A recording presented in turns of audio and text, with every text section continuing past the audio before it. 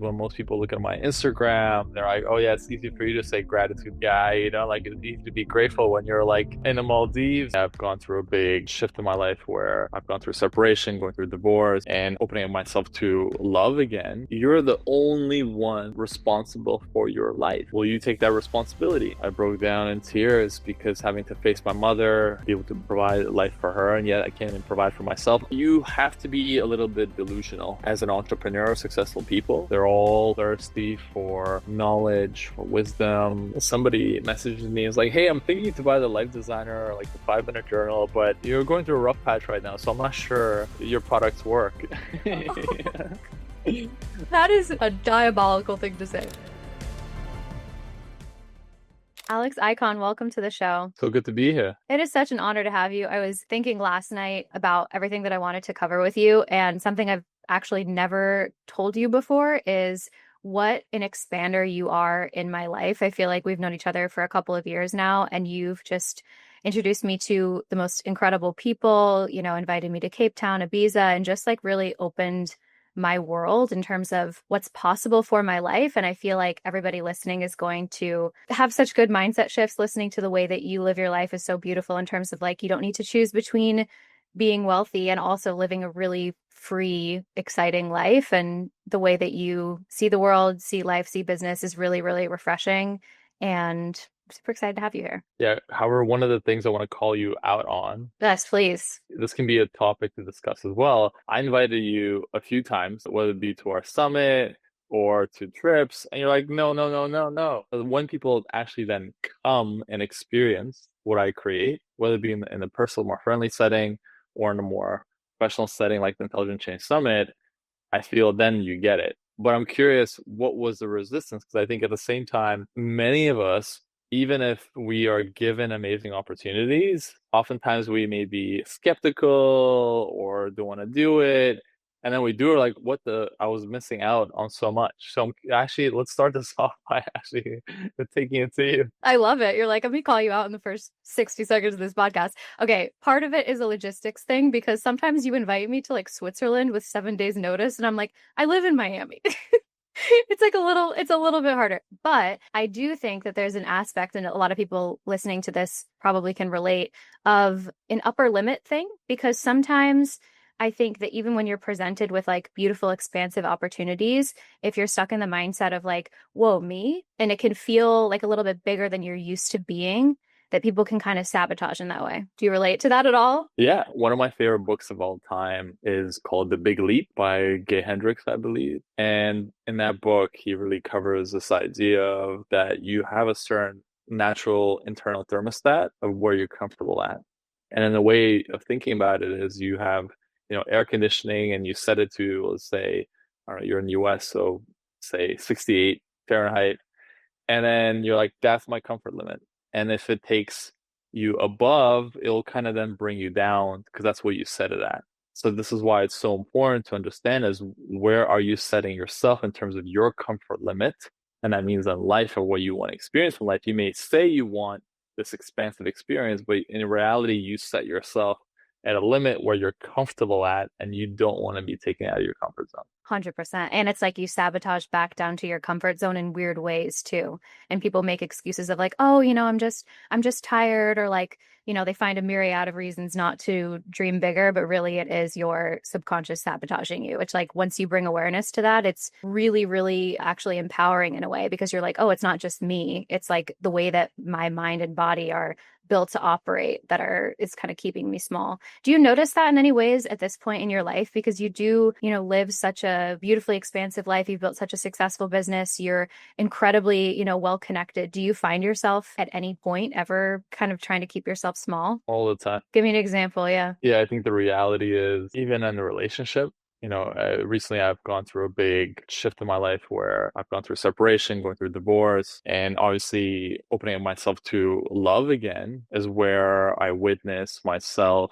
that, hey, I may say I want these things, but then if you are gifted to receive it, you may then actually sabotage it. And I found myself actually in a new relationship with somebody incredible that I was actually sabotaging myself and not allowing myself to dive into that love. It made me realize that so many of us actually miss out on love, on potential career opportunities because we sabotage ourselves. And we may not get that opportunity again. So even for myself, I see how I sabotage myself in that way. And at the same time, as you know, you've been to the Intelligent Change Summit, you know the caliber of people who are there. And even myself, I find that I have to keep expanding my idea of what is possible.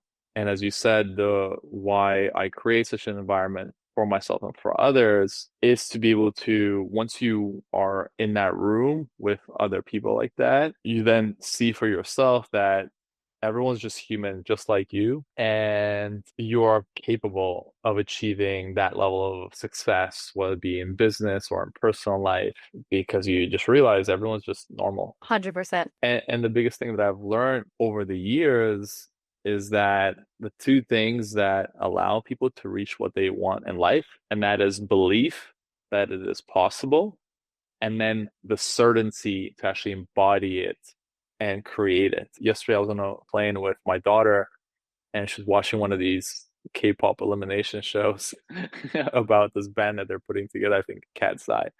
And there was a moment where this girl was, writing in her journal about like how she's manifesting, and she writes like 1,000 lines of how I made the cut to the band and I will make it. However, in reality, you find out that this girl doesn't make it, and she gets cut. And I paused that moment for my daughter and I said, she's doing the right things, right? She's creating this belief and certainty of what she wants to create and manifest in her life. However, I want to point out, and I said this to my daughter, it's good to have the belief and certainty that's going to come happen. The third part is actually letting go and not needing for it to happen.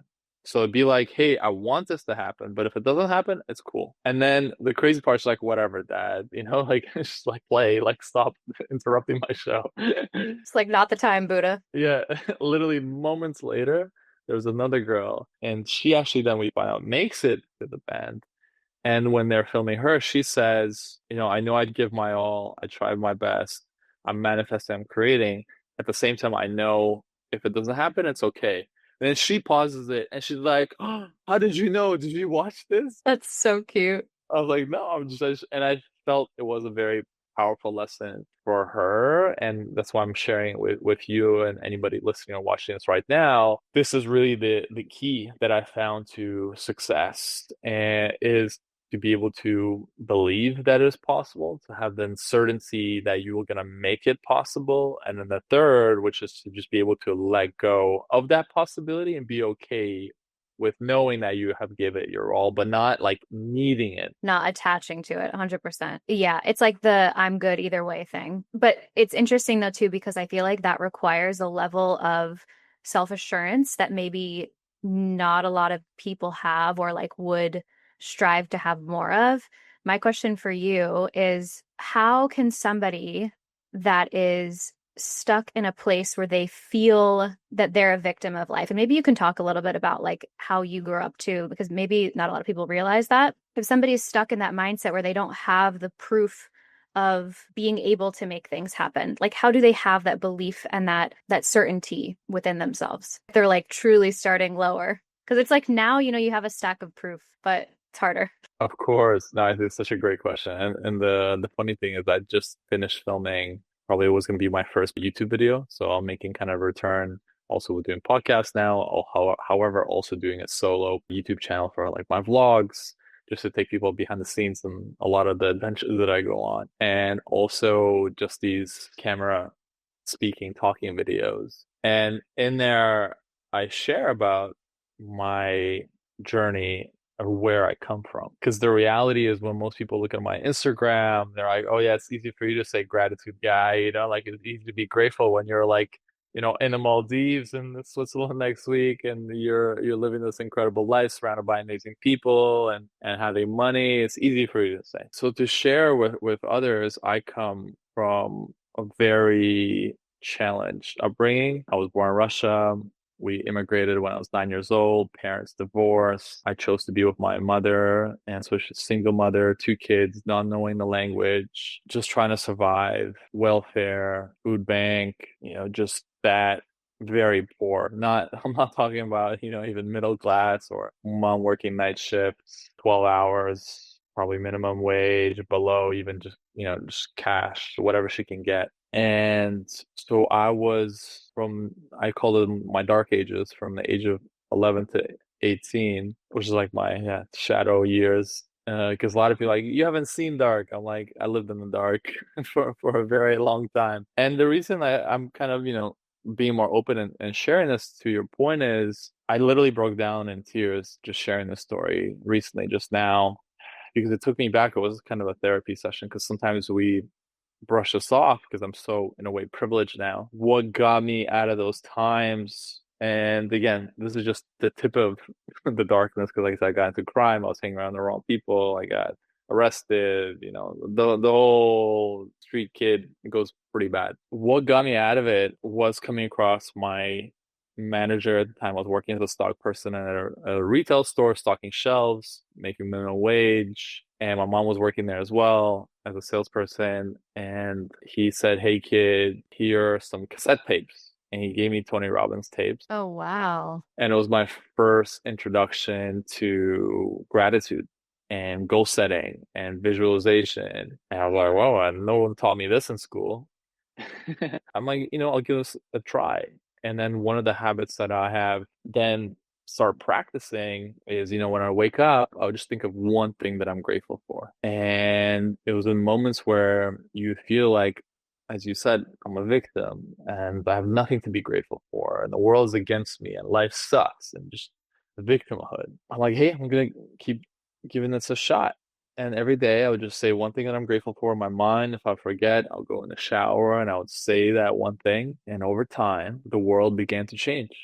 I began to see the opportunities. I began to see like, life is actually pretty good. I'm 18 years old, living in Canada. I have so much opportunities. Like, even an 80-year-old billionaire would trade places with me right now, like this. You'd be like, I would want to be an 18-year-old kid in Canada with all this opportunity. And I started seeing and valuing what I have, which is my youth and health and vitality. And then also, one of the magic things that I've learned is being grateful for things that haven't happened yet. So say things like, I'm grateful for love in my life. I'm grateful for having this business that allows me to travel internationally.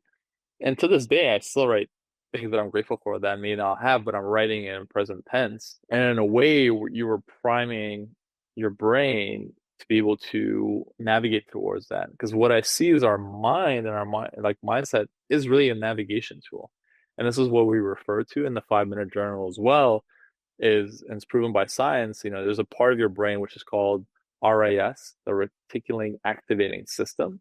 And that's a part of your brain that recognizes patterns. Let's say there's an overload of information and stimulus that we face the moment we step out into the world. If your brain would see all the information, you'd just be overwhelmed by all of it. So your brain has to focus. So this is where you kind of trick your brain on what you want to focus on. So this part of your brain is the same also part as, like, if, me and you, Christina, if we were strangers and we'd be in Times Square in New York, you wouldn't recognize me. We just, as we do with thousands of people in busy cities, we walk next to people all the time. We don't even recognize them. However, if it's a person that and let's say me and you didn't see each other for a while, we're in Times Square, we're like, oh, that's Alex. Your brain, you're recognizing. Your brain tells you this person, recognize them, see them, and that's what you do when you're practicing things like gratitude and your appreciation, especially appreciation for things maybe you have not had yet.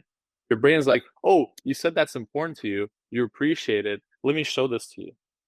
And it then shows it to you in your life, and you have more of it. So everything that you said about me in terms of, my life, my business, my network, type of people that I'm around, it's really just compound of practicing gratitude and appreciation. And it just shows with time what you're able to do. And I'm really excited because I feel like I'm just still getting started. When I even see people who are like in their 50s or 60s, I'm like, that's so cool. Like, I'm gonna keep doubling down on this gratitude thing. 100%. And it's like, I feel like when you're in a lower place and you hear about a gratitude practice, you're like, that is the literal last thing that I want to do. And something that I've noticed, like with everything in life, when you're trying to grow your business or you're trying to that all the way to honestly, like I've been in recovery for 4 years. And at the beginning of trying to make any change, it almost feels like you're doing it on manual mode. So like at the beginning, you're going to have to push really hard to like find something to be grateful for. But as you said, it's like your RAS then starts to, and your like brain honestly kind of just like remaps, and then it becomes so much more automatic. And then it's just the way that you live as well. And I think a huge part of it as well is the belief that you have about yourself too, because a lot of people have a belief of like, I'm the poor kid from Russia, or I'm the girl everyone makes fun of, or I'm this, I'm that, and starting to retrain your brain to have a different belief. And again, it's like you have to do it on manual mode of like you're used to looking for proof to validate your negative self belief. But if you can start looking for proof on manual mode of like more positive self belief, it's really helpful. Yeah, so one of the sayings that I now repeat is what you appreciate appreciates. Oh, that's good. And it can be if you appreciate the good, you will get more of it, and that will appreciate in your life. However, if you appreciate the bad, you'll just appreciate that. So the choice is what do you want to appreciate in life? And this is really the power in this way, for the good or for the bad, however you want to use it. I love that. And I'm curious also what helps you or what has helped you in the past, or maybe just advice you'd get from anybody that feels like they're in that victim mode. Because I am at the point in my life where it's sort of like, what is the point of being in this victim mode and thinking that everything is happening, against you, that, it's you against the world. But a lot of people get really, really stuck in that mentality because turning into a creator would mean, taking responsibility for the way that your life has turned out. What are some tips that you have for people that are wanting to understand what it means to be a creator of their life and what would help them get there? For me, one of my lows in my life came when I was walking home from school one day. I was in junior high. I was about probably 14 years old, and I knew I was going to be coming home to a home where no one's there because my mom was working. She's trying to provide. I'll probably make myself some pasta, and if I'm lucky, some canned tuna. And I just felt like such a victim, like a loser, and I'm like such a victim. I just like this weight. Why is my mom so broke? Why don't I have rich parents? Why isn't life easy for me? Just why, but bad stuff. And literally, I looked up, it was like this epiphany and it was quite sad at the moment, which was Alex, no one cares about you. No one. It's not your teacher, not your friends, not the government, not even your parents. No one cares about you. No one's coming to save you. No one's coming to save you, right? And it was like, what do you want your life to be? You're the only one that is responsible for your life. Will you take that responsibility? As you said, to be the creator. And it was heavy and it was not, my first kind of rock bottom, but I chose to be responsible in life. And even now, whatever happens, to be able to take that responsibility and not blame, whether that is a relationship not working out or a business partnership, be able to take that responsibility that you are the creator of your life and how things work out. And yes, things don't go your way, but again, responsibility means ability to respond, right? Responsibility. So how are you going to respond to whatever the situation is happening for you? So to this day, that is the way I take responsibility for my life. So for anybody really being in that victimhood mentality, it all starts with taking responsibility for your life. And then after you take that responsibility, I would suggest to have a daily gratitude practice. It doesn't have to be the 5 minute journal. You can be just you, as I did in my early days, just remembering to say one thing that I'm grateful for when I wake up. However, if I pinpoint to a simple way that have reframed and changed my victim mentality is taking responsibility and practicing gratitude every day. And as you know, being the 5 minute journal guy, I'm all about simplicity. Like, I don't want to give you anything complicated because I believe that life can be simple. It should be simple, and it doesn't have to be overly complicated. And this is also the reason why most people are like, like that's too simple. That's not going to change my life. And art is in simplicity. If you look at even, best design, best anything in life, it's simple. And it compounds. Yes, big time. Well, that's the other thing is it's not like a one-time thing. It's not like you take responsibility once, so you say your gratitude once, and that's it. Like I'm done. I'm healed. It's something that you have to do daily, and this is the reason also why we refer to the 5-minute journal as the toothbrush for your mind. You brush your teeth every morning and night. It's not like you've been brushing your teeth for 30, 40 years. You know what? I've kind of done enough brushing my teeth. I can just stop now. You can't do that because the moment you stop brushing your teeth or, exercising your muscle, they will start dying, like, or bacteria will start forming because that's just the force of life. Something is going to kind of take over there. So with your mindset, it is a daily practice that you have to practice every day. I love the point that you made about like no one is coming to save you because I think that's when people take action to make a change is when they realize no one's coming to save you. You're responsible for everything and also like just getting sick of your shit too. You're like I'm so tired of living in this mentality of being, a victim of my circumstances and not taking control. So it's like, why not? Why not just try a gratitude practice and see what happens? It's like you don't need to commit to living this like big, extravagant life, but just see what happens. Just every morning wake up and think of a few things and again, like manually redirect your mind and be open. See how your life would change. Another story I can share with people listening, which to the victims out there can be very powerful. As I said, I'm a victim recovering recovering victim. Yeah, yeah, both of us. A big breaking point also came. I would say, at the stage of an entrepreneur, and many people may be listening, maybe at the stage too, whereas you're like, you see, the Christinas of the world, the Alexes of the world, like traveling, living this life of freedom. You want to be an entrepreneur.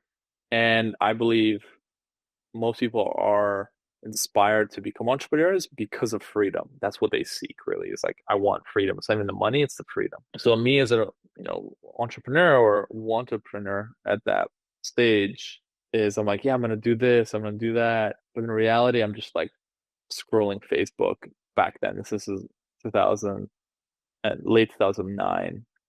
And I'm saying all these things, but yet I'm just scrolling my life away. And I think many of us do this. We're just doom scrolling on TikTok or Instagram or watching Netflix or YouTube, whatever it may be. And you're not actually taking the action steps in your life to change your life, to take those, what's the most important task that you can do today to move yourself forward towards building that business. And you just, wasting your life.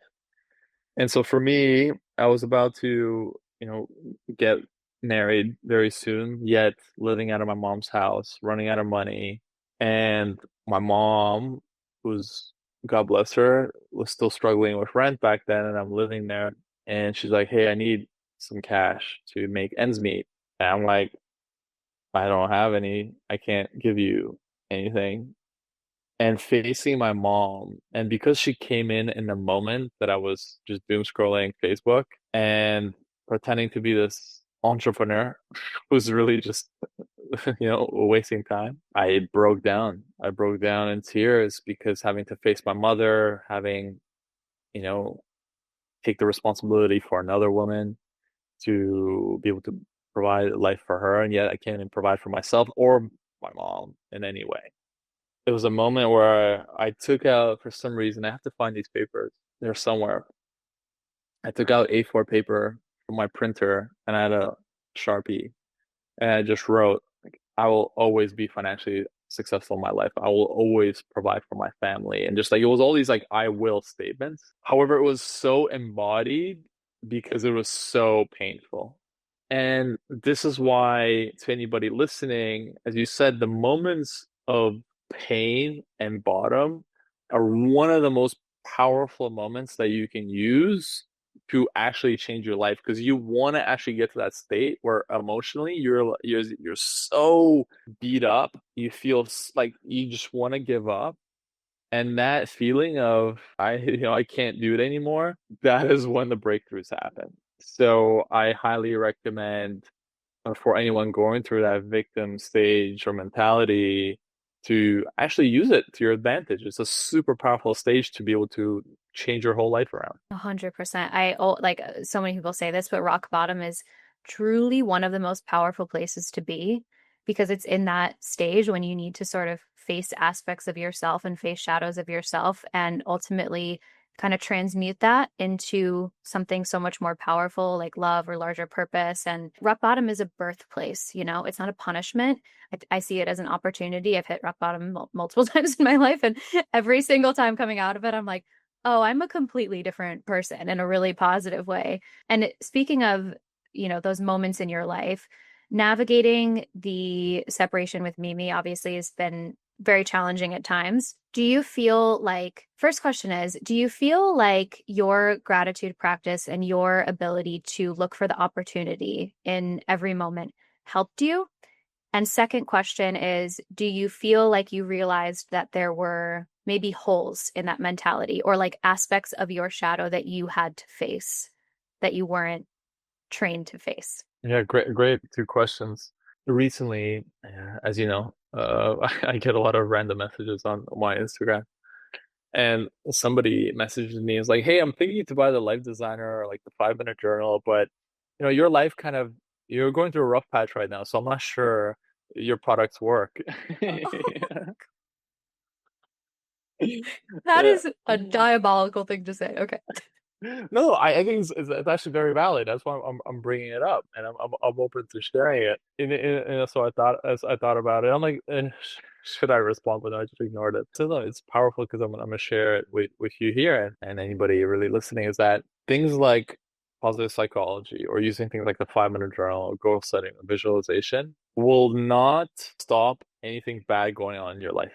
Part of life, shit will happen, and again what these tools like the 5 Minute Journal or the Life Designer or the Best Year Journal, these tools that we have created, their purpose is to help you prepare for the good, however, also prepare for the bad. And as you said, and the reason I reference this story to answer to your first question, I've seen people go through breakups of 2 years and they're still recovering. And it's been a few years. People have seen me all throughout this journey and I would say I've felt really well because it was like I said, it's public. We have a whole podcast you can kind of watch about it, but I was not the one to instigate the separation. So for me, it was a surprise. And especially when you get knocked out, when you don't expect something to happen, and it's what life does to you sometimes. Those are the moments where you do have to connect to something higher purpose. And that can be to your faith. You can have whatever faith that works for you. It can be Jesus, Allah, the universe, whatever floats your boat. But it's usually in those moments where we do connect with something higher than us. And for me, having had really been training that muscle for close to 2 decades of always seeing what can I appreciate in this moment allow me to navigate that whole situation with grace and love and also the ability to see that when life gives you such challenges if you're able to face them and yet be able to see what can you appreciate in that moment of hardship you will be led towards your next kind of version and iteration. And what I recalled in that moment was really my father's death. When my father died when I was, about to turn 18, that is when my gratitude practice really kicked in. Because it's in those moments where you're like, why is life so unfair? Why is my father was 44 when he died, and you're like, this is so young, like and yet by practicing even gratitude in those moments, what it made me see is to be appreciative that I even had a father for the years that he was in my life, because many people don't even have fathers, period. Because oftentimes when something is taken away from us, we choose to focus on what we're losing, not what we had or gained. And by reframing and having this practice in my own life, it really has helped me time and time and again, whether it be in small moments and challenges that we had, or in these big life kind of wackos when you're like, whoa, and you feel like you're getting knocked down. And so the second answer to the second part, which is there flaws or to the other side of self, is in regards to appreciation and gratitude. As I said before, I don't think so. I think it's a added plus. Was I able to face certain parts of myself that you're like, hey, why did this happen? And once again, take responsibility for how I played to this as well, and not just be like, hey, it's the other person, it's not me, for sure. So even though, like I said, my partner instigated the separation and it felt unfair, with time and hindsight and ability to inquire within, and this is what journaling does, or just being able to be kind of mindful, to be able to see that we are always the creators of whatever is happening in our life. So even the bad stuff, if you take responsibility, you're able to then see you taking ownership for certain things. And then I see that in my new relationship is helping me so much to be able to see like, hey, that was a blind spot of mine, the way maybe I'd be acting or leading or showing up as a man.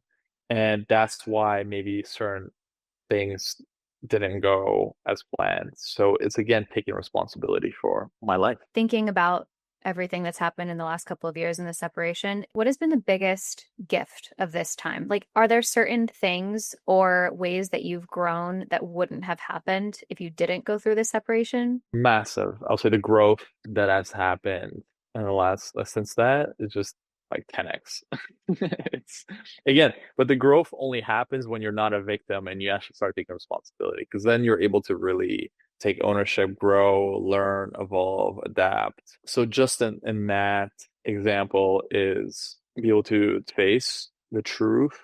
And the other lesson is I think stepping into choosing to step into love when you've been heartbroken and you're like, oh, I really like, especially me, like by all means, from the outside and from even to be honest, from within, I was living the perfect life, or that dream life, dream goal situation. And then having that kind of dissolve, you may also a lot of people are like, hey, I don't believe in love anymore after seeing that happen from the outside. I'm like, well, imagine for me, I'm actually experiencing like, do I believe in love again? Like, okay, you're on the outside if you don't believe in love. Like, I'm actually You're like, imagine how I feel.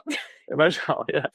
So for me, I think one of the biggest things that I've learned is again with life, what I see in people, especially as we get older, is that the people who succeed long term are the ones who are most resilient, who getting punched and keep getting back up, and to keep believing.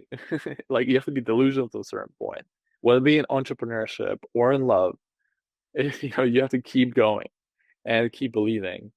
And I, again, with that attitude, I believe I have attracted an incredible, loving partner that, as I said, referenced before in the beginning, that I tried to sabotage, right? Because I wasn't ready for that.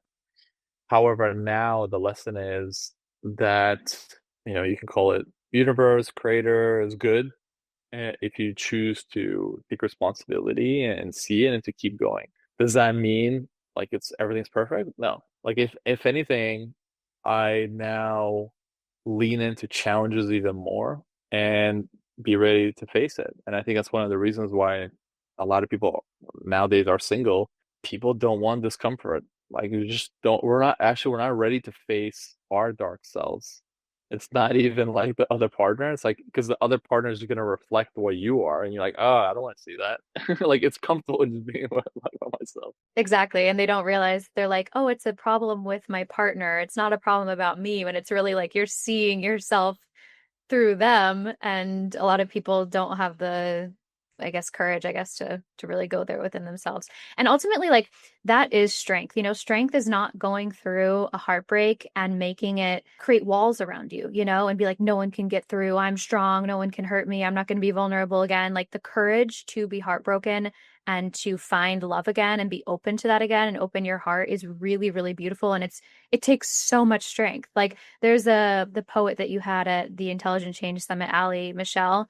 I think it's in her bio that she says like find the strength to be soft. And that's a huge thing because so many people are so guarded. And again, it is, even if they don't see it that way, it is being a victim of what's happened to you rather than being a force for more love and change in the world. Let's talk about purpose. So obviously you created 5 Minute Journal from something that was really important to you, finding gratitude from a huge place of purpose. And that is a huge conversation that people have with themselves. And I think one that puts a lot of pressure on people to find their purpose in life. What does purpose mean to you? And how can people listening maybe start to put together the pieces on what their purpose is in life? Yeah, I think that's probably one of the biggest questions of life. What is your purpose? What are you here for?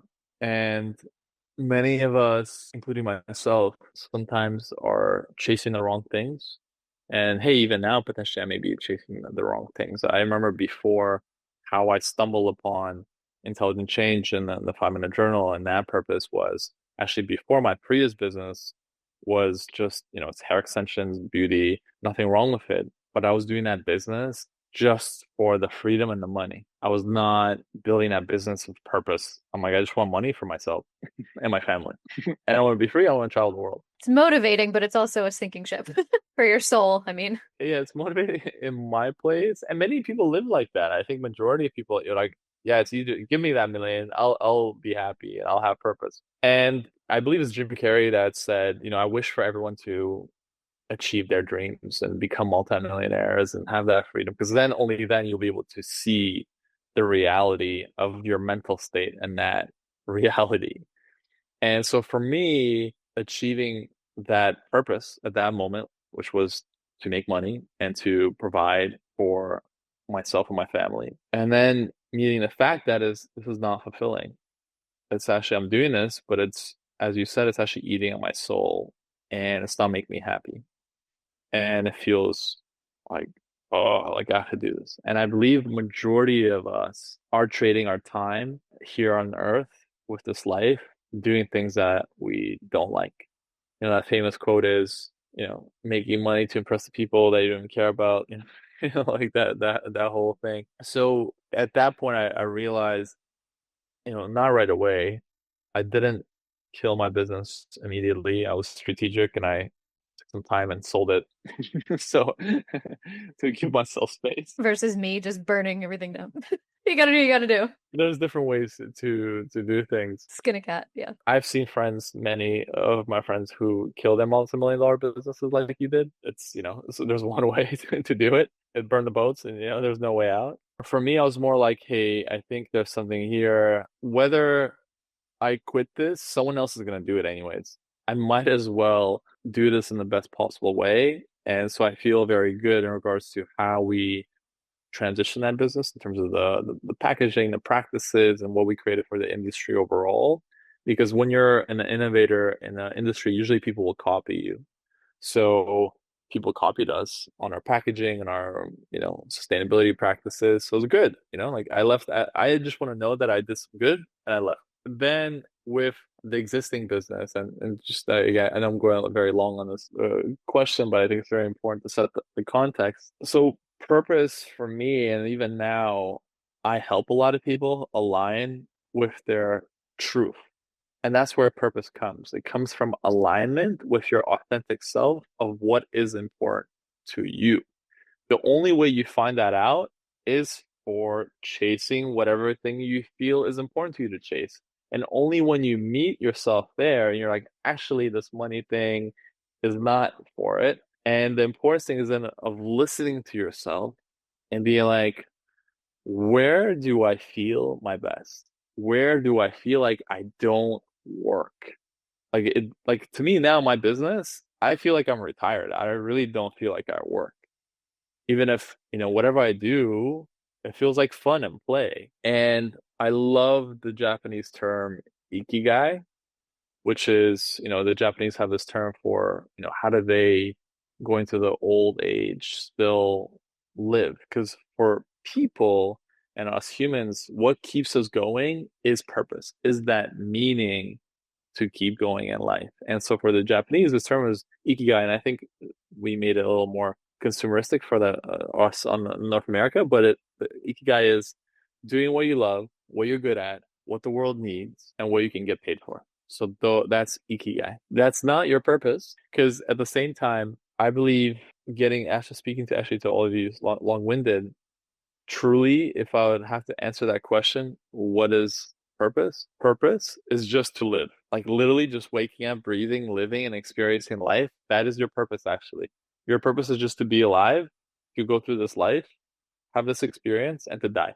That is your purpose. Everything else is just bonuses for fun. It's like, how do you want to play this game of life? However, your purpose is just literally just to live.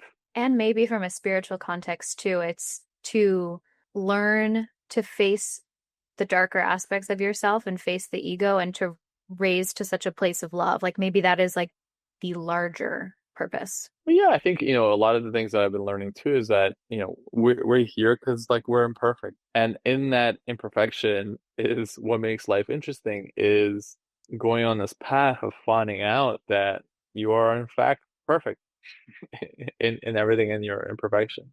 And so in that search, you find your meaning and alignment. Yeah. I think that's really helpful. And I think it's really I feel like on a global level, people are going through a lot of transitions in terms of like, is this how I want to spend my life? Is this what I want to do for work? And I went through a massive period, as you know, of just completely losing my purpose, maybe like almost 2 years, to be honest. And it can feel like sitting in a really empty, scary void. And what really helped me was kind of shutting off external noise because I think we as humans come in with so many expectations on us from our family, from society, from culture, from work, and just as much as possible, removing everyone's expectations that they have of you and what you should be doing. And again, like you said, taking that time to connect back to your authentic truth because there is something there. And even if people can't see, like, how could I make a career out of that? Your point earlier about being driven by a larger purpose. It sort of is once you start serving other people and not just yourself, it does feel like things happen a lot quicker. Like the forces kind of get behind you to push your mission forward. 100%. And oftentimes we see online from people saying, actually don't follow your passion. That's a shitty, they say that's shitty advice. I agree. You agree that it's not, following your passions is not. I disagree with people saying that following your passion is shitty advice, but I think that people hype it up so much in their head of like, I have to live like Alex, with integrating my passion and purpose into everything I do. And they make it such a big thing when I think that finding your passion and what you're excited about can oftentimes just mean like following the breadcrumbs of like, oh, I like doing this thing. This thing brings me joy. This thing makes me laugh. I'm excited talking about this thing. So rather than making it this huge undertaking to like find your passion, it is just like those small little connecting the dots sometimes. Yeah, I totally agree with you there. And that's why connecting to even the creation of the 5-minute journal, creating it was not like, hey, we're gonna be millionaires off of this thing and we're gonna sell millions of copies and we're gonna start a movement. It was not like that at all. Like, it was more like somebody reached out to me saying, hey, can you help me create a lifestyle business? And I told them, dude, don't just create a business just for lifestyle or just for money. Create with something that you deeply care about. So let's reverse engineer what you're actually into. Like, what do you do without getting paid? He's like, well, I journal every day for an hour. I meditate every day for an hour. I exercise every day for an hour. So it's like a 3-hour morning routine this guy has. And he's like, I love it. I'm like, great. Like, this is you naturally, right? This is what you're doing without getting paid. Yeah, like, I love it. And I'm like, perfect. So how can we bring this and tie this to the business that you're doing? And so for myself, I didn't have this crazy 3-hour morning routine. However, I just, as I said before, I had this one very simple gratitude practice in the morning. And the biggest thing that I learned from the 4-hour work week, which is a book that inspired me in my first business and my other businesses, is Pareto's Law, 80-20. How do you get to 80% results with 20% amount of effort? So that's when I'm like, okay, let's take that and let's combine it with my very minimal thing, right? And let's not make it 3 hours. Let's not make it 5 seconds. Let's make it 5 minutes and allow this practice that people can kind of bring into their life, which is a product. Yes, you can tell people about it. However, because at that point, no guided journals existed really. The only one that I am aware of at that time was called One Line a Day, which is just writing a different thing and answering questions, different random question on for 5 years for one line a day. And we're like, hey, let's expand this concept. Well, let's answer the same questions every day for 6 months, which is the duration of the journal. And the questions are very simple, and there's a morning practice and an evening practice. And let's create that. I love publishing. I love design. So what you see in regards to the 5 minute journal, like the basic foundations of like the linen cover and the logo and the internals and the morning and evening, that's all me. Right? That's me designing in Photoshop, putting this all together. At first, we tried to work with a designer. I thought it was crap. I'm like, I can do this better. And that's what I did. And there was some iterations with obviously our creative team over the years, but overall the foundation is there. And when we launched, I said, hey, let's print 1,000 of these because what you want to do, you approach me, you want to learn how to create a business. I actually want this product to exist. So let's partner together. Let's go 50-50, which is bad advice. We can get into that after. And then we will just do this. And in that process, you'll learn how to, I'll teach you how to source, how to design a product, how to manufacture a product, how to import it, how to set up a company, how to set up 3PL, how to put it on the market. Even if it fails, you have gained new skill set. And I will have a product that I want to design and create for the fun of it. And so, as I said before, in this kind of trifecta of belief, certainty, and then letting go, the last one was like, hey, if it fails, who cares? Like, I just get to have it. And that is really like my advice to really anybody, just really from my own experience. Doesn't mean it's going to work for you, right? But for me, time and time again, I love to scratch my itches. I love to follow these breadcrumbs, like you said, like the Intelligent Change Summit that you experienced. That was just me like, hey, I love fancy hotels. I love people. I love putting people together. Why don't we buy out a hotel and I invite a bunch of people and then we make it happen. And even if, I was hoping to break even, I lost a lot of money, but I still had lots of fun. And there's what I also then believe in, as long as you're following your curiosity. I believe in synchronicity and that it will lead you towards beautiful things. You don't know what it's going to be like. So even now, like as you recall my kind of divorce, because I have this mindset, I'm like, hey, this is going to be interesting. Like I wonder what's going to happen next. It's kind of like this TV show or this movie where you don't know what's going to happen next. And if you embrace the unknown and become curious and lean into that, you'll be surprised just how wonderful things will be. I love that point about curiosity. I feel like that's really, really helpful. I'm curious that speaking of curiosity, my last question for you is you obviously spend a lot of time with very successful entrepreneurs, founders across so many different industries.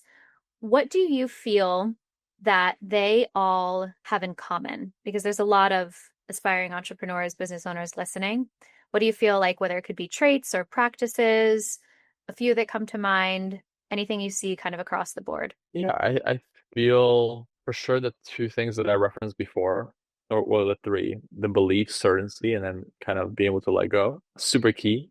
I think those are one of the most important traits is because you have to be a little bit delusional as an entrepreneur, successful people. When I created the 5 minute journal, all my friends thought it was stupid. Like, and people still to this day think it's stupid, right? And that's what happened to many of my friends, right? A lot of my childhood friends, they're like, holy shit, this guy Alex is actually living this crazy life. And it's like, hey, you can doubt me all you want, but I get to live this life. So, it's up to you. So I feel like having that belief, and then the other thing is as we just discussed, is really being curious. They're all thirsty for knowledge, for wisdom. They're all readers. They all want to upgrade themselves as people. Yeah, and the curiosity to learn more, to never think that you're the biggest expert in the room, and to always be open to the fact that you have something to learn from literally everybody, regardless of how much money they make or where they come from. And that was one of the things that I really loved about the Intelligent Change Summit and what you've created there is that I think it was like on the second day I realized that nobody had asked me what I do for work, and I hadn't asked anybody that, and I hadn't heard anybody else ask that question. And that was like it was so refreshing to be in that environment where it was like not about what you do for work. It was, everyone assumed that everyone there was successful to a certain degree, but it was about who are you and what are you kind of bringing to this like community that you've created for a few days, and what are you curious about, what lights you up. And it was just a really beautiful environment to be a part of. And I think you get into trouble when you think you're the smartest person in the room and you can't learn anything. Oh yeah, 100%. It's not that exciting either. It's like it's cool when you're one of the reasons why I live in London versus, I grew up in Toronto. And it's not to say, hey, Toronto's a great city, you can learn a lot, but I love being like the nobody. Like because it just gives you so much opportunity to expand and to learn. So being an underdog is actually such an advantage. Such an advantage, yeah. My last short question for you is what is next for Intelligent Change as far as any products that you want to share about, or just like generally what's next for it? What about the relationship designer? It's coming. I just approved the cover today and it's going to print, so that should be the life designer for couples should For be everyone out. listening, I like sent Alex my Google Doc of like my dream traits that I wanted in a partner and in a relationship for his like research for this. And I'm gonna be so mad if you don't do anything with it. I'm like, I sent you that list, that vulnerable list for nothing. Yeah, that's actually gonna be another product, but this one's specifically for couples that's coming out Valentine's Day. However, for intelligent change, what's next? The way I see it, the company is a way for me as a founder, and I think it is companies like that should be for many founders. It's your canvas. It's your ability to create what you want to create. Best part about having your own business, especially like mine, where I don't have investors and I choose that intentionally, is to just be able to do what I want to do. So for me, we will still keep expanding into publishing, even in this age of AI and digital. I believe physical products are not going away. And especially of our nature, intelligent change products allow people to really disconnect to connect with themselves. And, with AI, you are prompting AI to give you responses. However, you're not often prompting yourself and inquiring yourself. And that's what intelligent change products do. We help you prompt yourself to like, what is really important to you? What are your values? What is the life you want to live? Who is the partner that you want to have? Once you figure out that you are able to take responsibility for your life and that you are the creator of your life and this experience, and this in a way can be this beautiful game that you're playing, and you are a playing character, not an NPC, a non-playing character. Because most people are NPCs, they're not playing characters. That's a hot take. But it's true. It's true. I know it is true. The default programming. Recently, I heard that it also blew my mind. I'm like, oh, that's so interesting. So, but it doesn't mean you're gonna playing character right away. But it's with that awareness. Like, are you just living life by default? Are you just letting it pass by? Do you just buy into the system and you're just being, a citizen who's, doing your 9 to 5, going to Costco on the weekends and do whatever. Hey, if that floats your boat and you do it, great. However, if you're not satisfied, if you're not fulfilled with that, and you're like, there must be something more to life, intelligent change is that answer. Yes, there is something more to life. It's called your potential. And it's also called, when you were a child, we all had these dreams. And then those dreams kind of got like busted out of us at school or by somewhere else. And the people again who succeeded are the ones who just kept believing in their dreams.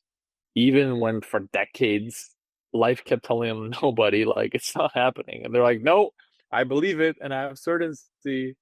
And if it doesn't happen, I'm still gonna go forward and do it. So with intelligent change is to keep helping people really change their life for the better.